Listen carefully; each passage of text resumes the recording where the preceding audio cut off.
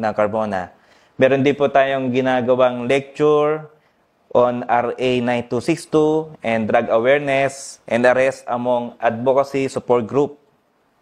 Gaganapin po ito sa July 22, 2024. Then meron din po kaming mga livelihood program among women sector in line with Project WANA.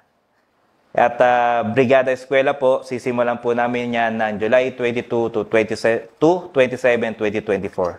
Ayan, sir. So, ngayon naman po, sir, ano naman po yung mga best practices po ninyo dyan sa Carmona Component City Police Station po, sir?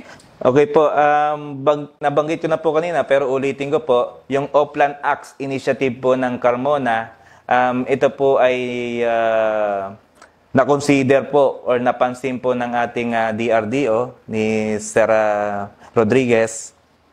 At ito po ay binida niya sa noong nakaraang MPO sa National Headquarters po. At pinagawa po agad ako ng ating DRDO ng papel or ng support from the LGU para ito po ay mabakapan. Kasi baka nga po mareklamo tayo ng mga tao bakit sinisip tayo yung mga motor nila. So para po may backup po ng LGU, dinadraft na po yung ano nila, yung resolution para po maging ano po to, maging may pangil po. At kumbaga ano rin po to sa mamayan ng Carmona na pangalagaan po kanilang mga gamit. Pagdating naman po sa mga PCR activities, may best practice po kami dito. Ulitin ko lang po ulit, yung 7 a day, save them for a day project ng Carmona in coordination with PNPA San Sinarangan Class of 2007. Okay, sir. So, ano-ano naman po yung iba pa nating mga programa na dapat abangan po ng ating mga kababayan dito sa Carmona City, sir? Meron po kaming mga programa. Ito po ay nag-start pa noong 2021. Yan po yung Make Your Wish Real.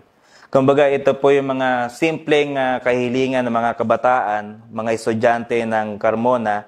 May isusulat po sila sa papel at every December po, yan po ay iipunin namin at lahat po na magpa-participate doon, kukuha lang po sila ng papel na kung sino po yung mag-participate, yung kaya din po nila. Kukuha po sila ng papel, then iipunin po yan sa police station at before December 25 ng araw ng Pasko, papapuntahin po namin mga bata at doon po ibibigay yung mga regalo, yung mga wish nila.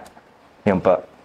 Ayan, so napakaganda naman po niyan, sir. Ngayon naman po, sir, meron po ba tayong nais sabihin o any final words na lang po? Baka may mga mensahe po tayo para sa ating mga kababayan at lalong-lalo na po sa ating mga kababayan po na or kasamahan sa police po at mga audiences po natin na nanonood po sa atin ngayon.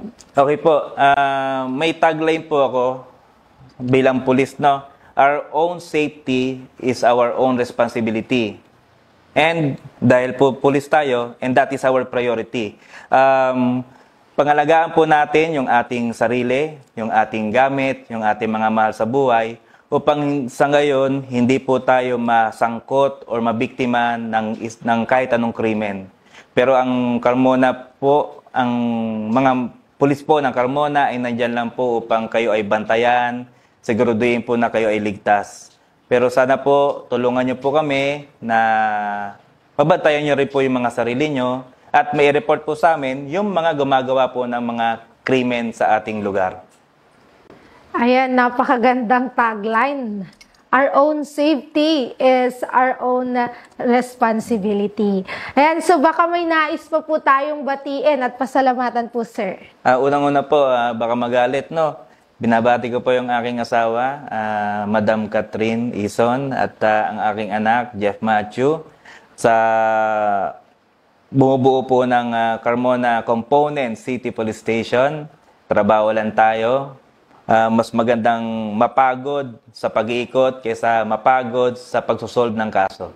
At syempre, di natin kakalimutan ang chief PNP natin, ang tatay ng Pambansang Pulisya ng Pilipinas, Sir Police General Romel Francisco D. Marbil, ang tatay ng Pro-4A, Police Brigadier General Paul Kenneth T. Lucas at Command Group, at ang aming PD sa Cavite Police Provincial Office, Police Colonel Eleuterio M. Ricardo Jr. at ang kanyang mga officers at mga hepe ng Cavite PPO.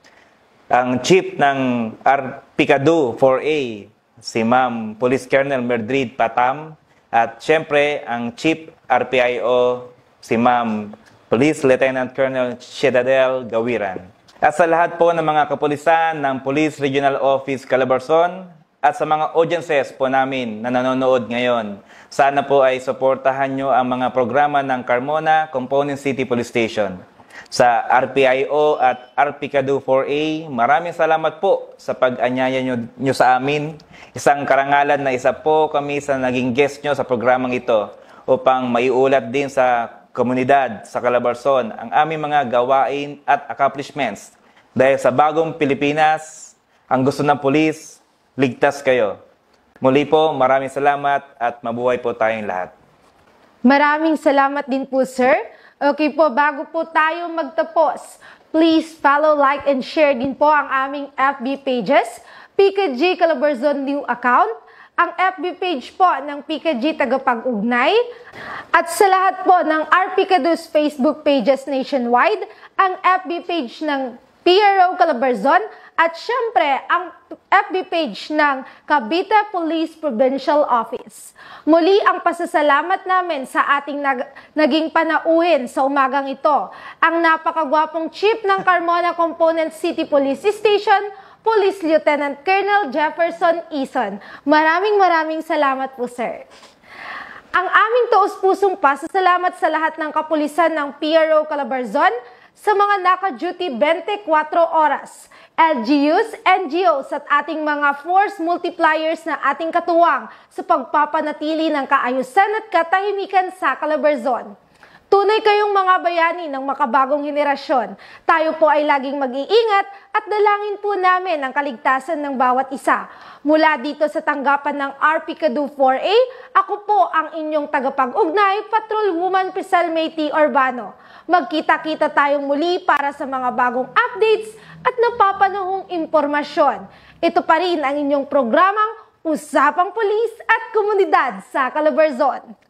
Dito sa bagong Pilipinas, ang gusto ng pulis, ligtas ka!